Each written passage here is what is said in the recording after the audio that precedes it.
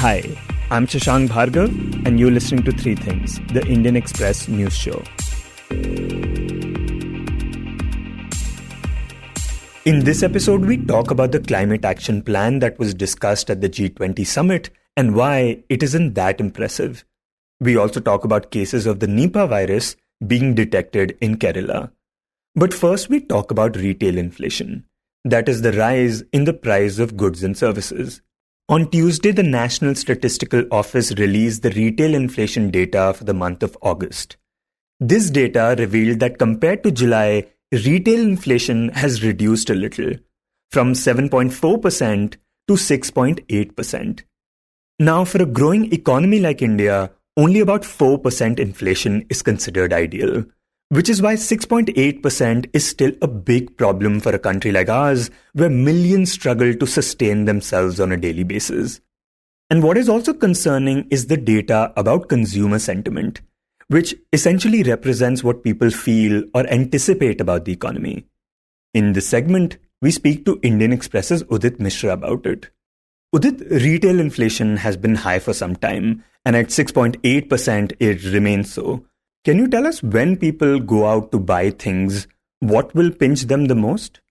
Right. So typically in an economy like ours, where the income levels are not as high as maybe some of the developed countries, then we find that a significant portion of people's income is spent on food and fuel expenses, electricity charges, food prices, fuel charges. So typically those are the things which tend to affect people in a country like India far more. Those are the ones that pinch you more because those are essentials and you spend a large amount of your income on those essentials. So that is where it sort of bites. And these are also the prices, both food and fuel, which tend to fluctuate quite remarkably. So that is the problem with inflation in a developing economy, that it tends to spend a lot on these things and also faces a lot of fluctuation. So it tends to hurt a lot because it tends to go up quite remarkably. And Udit, what is the reason that inflation continues to remain this high? So inflation is high because, so you have typically 2-3 ways to look at inflation. You look at what is causing inflation, and there food and fuel prices have been the main culprit in the recent past. We know that before COVID, we had unseasonal rains in late 2019, and that led to higher inflation. Then came COVID, where it was a toss-up whether the prices will go up or get totally crashed because the demand was crashing, but the prices stayed up because supply chains had disrupted. So across the board, prices remained up because of supply constrictions of all kinds of supply. Then came the Ukraine war, which fuel prices went up quite remarkably. So that led to high inflation. And the latest bout has been with, as many of our listeners would know, tomato prices being high or vegetable food prices being high. And that has been the main culprit in the last 2 months. And that has put inflation again out of sorts. So, different things at different times have sort of led to this. And typically we always also understand that when something like a food price or fuel price stays high for a sustained period, then it tends to seep into other factors. For example, if the fuel prices have been high, as they were for a bulk of the last 12-18 months, then they tend to start pushing up prices of other things which are not fuel. So a vegetable price may be going up because the cost of transportation has substantially gone up. And then once it has gone up, the vegetable price, then it'll take its own time for it to fall. So that is what is called the core inflation, that often these factors like food or fuel, which are transitory, tend to stay up for long enough to seep into core inflation, which is like non-food, non-fuel inflation. For example, education inflation. Your fees may go up because over time it has built into the system. And Udit, recently the central government had announced a cut in cooking gas prices across all markets. The prices were cut by 200 rupees per cylinder, and this took effect from the end of August. Is a measure like that expected to reduce the burden of inflation? Indeed, it is. At some level, and we've discussed this in previous podcasts about the limits to what a monetary policy can do when inflation is happening because of supply constraints, or if fuel prices are high, how will monetary policy do it? And at that time, we also flagged that a lot of people, even within the RBI, are also increasingly saying that, maybe the government needs to cut taxes, to reduce the price pressure. And so this is one such example. However, the exact impact is fairly muted. So we have written about this in a recent piece that we looked at a calculation done by CMIE, where they looked at an average figure for Indian households, and they found that the 200 rupee cut brought about a 14% reduction in the budget for cooking fuels. But that is only cooking fuels. And, cooking fuel, because that constitutes only less than 5% of the total budget, the effective real change in people's budget was less than 1%. So that 200 rupee translates to just a relief of less than 1% in people's budget. So that's the real effect of it. Right. And Udit, besides inflation being high, we understand that right now the consumer sentiment is also very low. Could you talk about that a bit and how this is expected to affect the economy? Yeah. So, the more worrisome thing here is that inflation has been high at a time when consumer sentiment is sort of taking a beating in the last 2-3 months. If you look at consumer sentiment, again, we are going by CMIE's survey of consumer sentiment, where they ask consumers different things like, would you want to buy a consumer durable? A consumer durable is a car or a fridge or a TV, any such home appliance. And typically when India gets into the festive season, which we've just got into, with different kinds of festivals coming through, and we'll just walk into that in the coming month. Typically, this is the time when consumer durables are sold the most. This is the festive season. Everybody is buying everything from a house to a car to a TV. This is the time when you would expect that people's desire to buy these things at a high and that sentiment to be high. But what CMIE surveys are showing is that consumer sentiment has been taking a beating in rural India for almost 3 months, in urban India in the last 1 month. And it is coming at a time when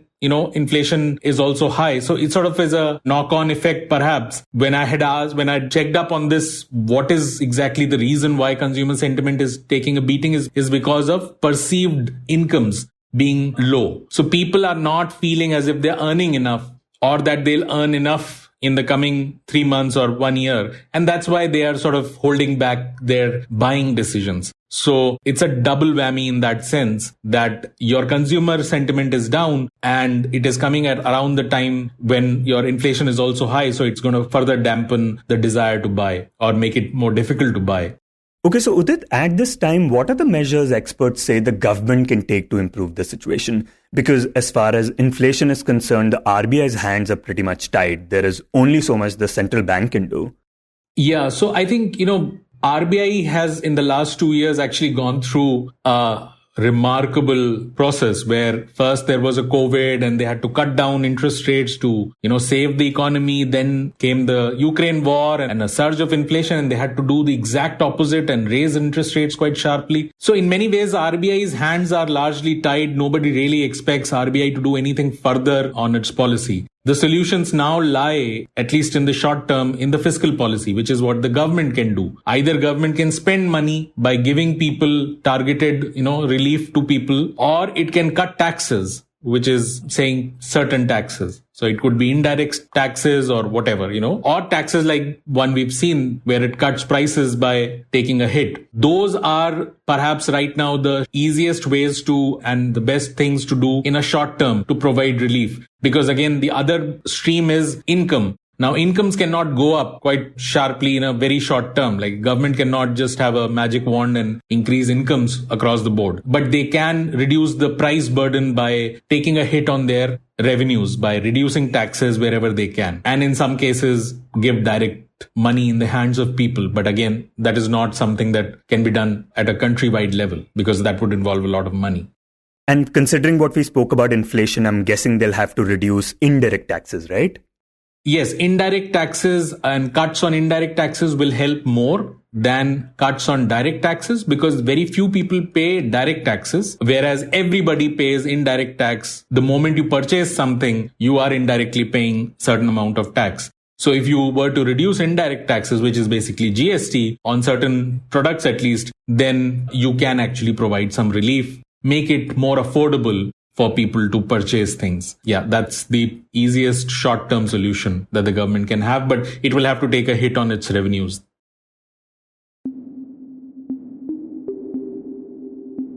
And next we talk about climate change. Last week, when some of the world's top leaders visited New Delhi to attend the G20 summit, among other topics, they also discussed their goals related to climate change.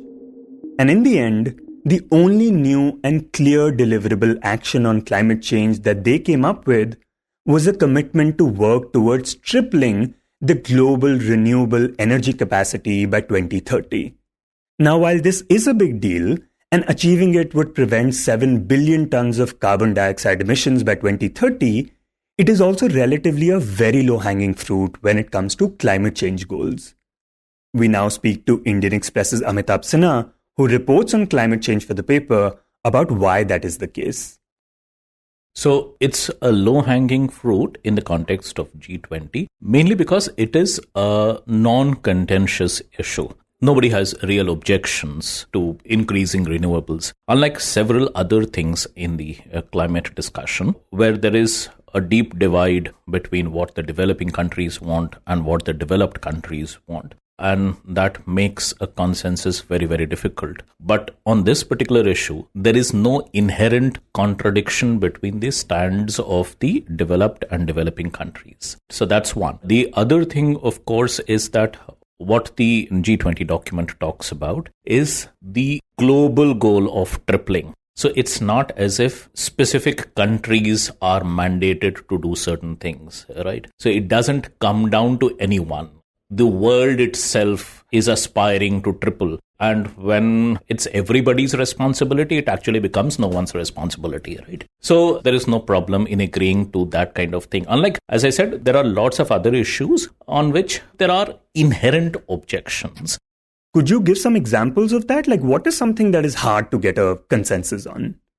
So something like, even in this discussion, say in earlier meetings of G20, there has been a discussion going on for a long time over the need to phase out or phase down fossil fuels, for example. That's also an objective that is a desirable objective in the context of climate change. But there you have problems because there are countries which are entirely dependent on fossil fuels right now and not in a position to completely wean themselves away from fossil fuels in the immediate future. There are countries who are fossil fuel producing and exporting countries whose entire economies are based on fossil fuels, and therefore for them also to completely try to move away. So that would become problematic for them. So there are inherent objections in the issue itself. And there are, climate change discussions are full of these things. So take up any issue on climate change and you have these kind of deep divisions that we see. So in that context, tripling of renewable energy by the entire world as a whole is a relatively low-hanging because there are no inherent objections. Everyone is trying in any case to increase their renewable capacity. And Amitabh, just because it's a low-hanging fruit, does that mean that tripling the global renewable energy capacity by 2030 will be relatively easy to achieve? It's by no means it's easy, not at all. And right now we don't know what is the roadmap for that. So it will be worked upon. The idea here is that renewable energy installation has already gained momentum, is already being done at a very fast pace. And the idea is that since there is already a momentum on this, we would be able to capitalize and with proper sort of policy directions, with more investments and probably more R&D, initiatives as well, it would be possible to scale it up further. So that is the intention. So as of now, this year, 2022, last year, the new capacity additions that happened in renewable energy, that was slightly less than 300 gigawatts.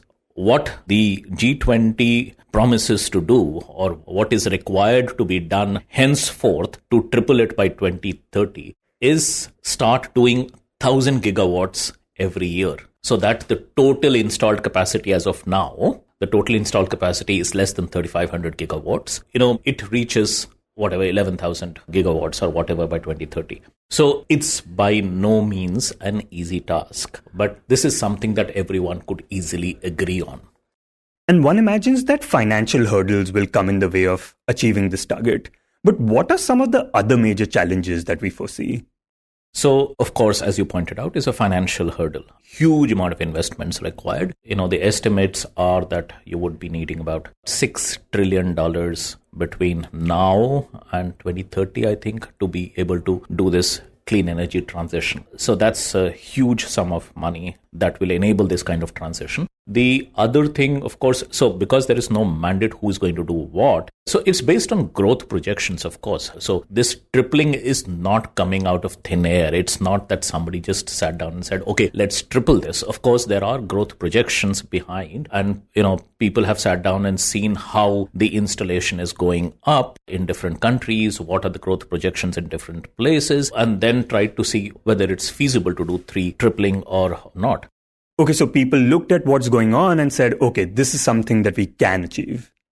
So the assessment from, say, the International Energy Agency, for example, is that, yes, it is an ambitious task, but it's doable. So there are vast areas in the world where the penetration of not just renewable energy, but any form of energy is very low. So there are electricity-starved countries, lots of them, where there is a huge amount of growth potential. And all the new capacities that will come would probably be in the renewable energy sector. So there's a huge growth potential for solar, for example, in the African countries. So the idea is, and the assessment is, that if these kind of the potential is met, then it's not an impossible task.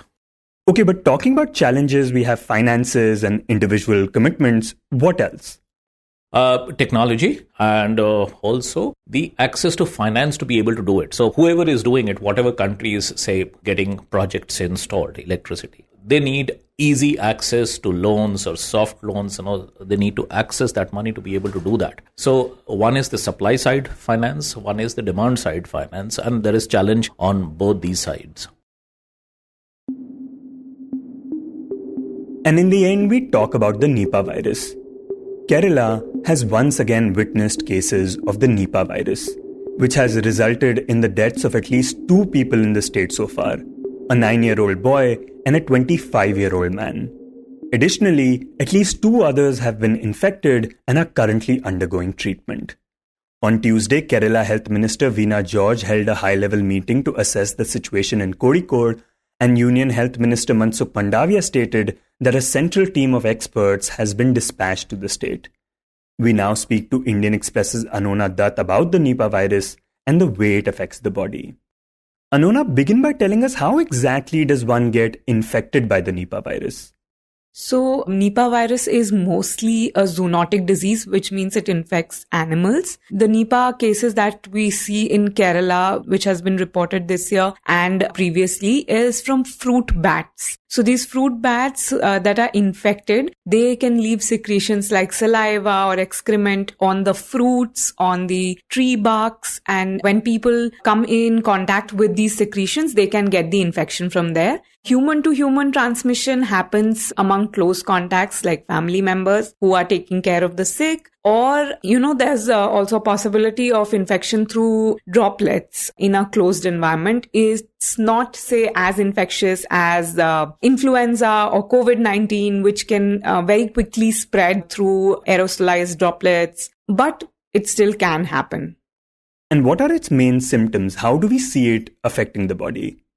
So, Nipah virus initially presents with fever, but in severe cases, it leads to encephalitis, which is brain swelling. And it's, one of the characters which would lead you to suspect that it is Nipah. Thing with Nipah virus is there's just sort of, once you get the symptoms, a 2 to 3 day window when you have to manage the patient, because the fatality of the infection is quite high. If we look at the trends in previous cases, 2018, I think Kerala had an outbreak where 17 out of the 18 people who were infected died. In West Bengal also, one of the outbreaks had 100% mortality. And another one had like a 60 to 70% mortality. So the mortality is quite high. Say if you compare to COVID mortality at the moment is about 1.2%. So you see the difference. And how quickly would you say it spreads from human to human? So Nipah is not a very transmissible disease. Usually it is detected in contacts of the patient or, hospital, the staff who's taking care of the patients. That's where we detect Nipah, unlike say COVID, where chance crossing with someone who's infected could give you the infection. This doesn't happen like that. It's only in close contacts. And of course, from animals, we see it happen in people who are interacting, who are taking care of these fruit trees or who are taking care of the fruits. They are the ones who get the infection from animals. And Anonna, how often do we see Nipah cases being detected in the country? So in India, it's not a routine affair to have Nipah. So far, we've had 3 outbreaks and 2 isolated cases. 3 outbreaks. One was in 2001 and another in 2007, both in West Bengal. And then another one in 2018 in Kerala. And we've seen isolated cases, 1 case in 2019 and 1 in 2021. So far, in the current outbreak, we've seen 4 people test positive, 2 who had died and then tested positive, and 2 of their contacts who have found to be positive. And are there things that people can do to prevent themselves from getting infected? So right now, the threat of Nipah is a very local one. It's localized spread. It's spread among the contacts of these 2 primary cases. So the people in Kozhikode have to be a little careful, not go to the area where the infections have come from. I think someone said social gatherings might be curbed in the district for a while. These precautions are for people there. Largely in India, most people are not at risk of this infection because it comes from infected bats, and we do not have those infected bats in most places in India. But a general precaution that experts suggest is to wash your fruits. Do not eat fruits that have bite marks on it. And, people in down south and even in West Bengal consume date palm and toddy, etc. So these date juice, all of this, they say, should be boiled before consumption. Otherwise, they carry a risk of having secretions from the bats. You were listening to 3 Things by the Indian Express. Today's show was written and produced by me, Shashank Bhargava, and was edited and mixed by Suresh Pawar. If you like the show, then do subscribe to us wherever you get your podcasts. You can also recommend the show to someone you think will like it, share it with a friend or someone in your family. It's the best way for people to get to know about us. You can tweet us at Express Podcasts and write to us at podcasts@indianexpress.com.